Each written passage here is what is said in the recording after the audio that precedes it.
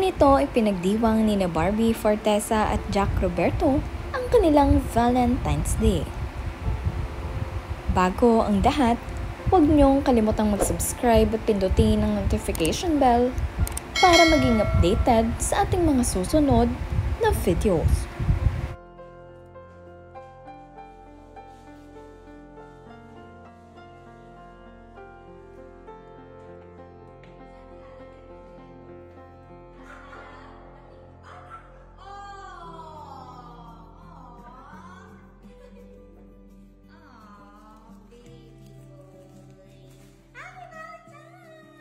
Valentine's.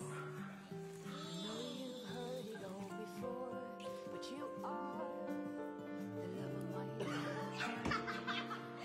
yun.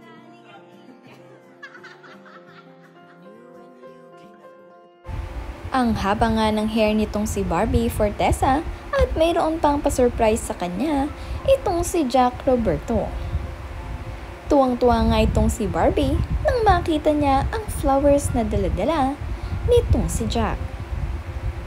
Mayroon nga ding pa-kiss itong si Barbie bilang pasasalamat sa kanyang lover boy.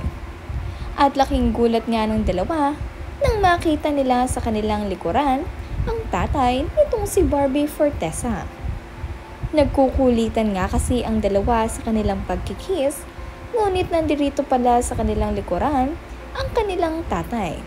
Kaya naman itong si Jack Roberto ay hindi nga mapigilan ang kanyang tawa. At sa sobrang kakatawa nga nito ay namumulan na ito. Hiyang-hiya nga itong si Jack Roberto dahil kung ano-ano ang pinagagagawa nilang kaswitan nitong si Barbie. Ngunit natawa na lamang din ang kanilang tatay sa kanilang ginagawa. Napaka-sweet naman kasi talaga nitong dalawa. Matapos ngang sunduin ni Jack Roberto ang kanyang prinsesa at date na si Barbie, ay nagtungo na sila dito sa Mamo Restaurant, kung saan kumain nga sila ng steak at iba pa. Sobrang enjoy nga rin ng dalawa ang kanilang naging Valentine's date dito dahil napakasarap daw ng food.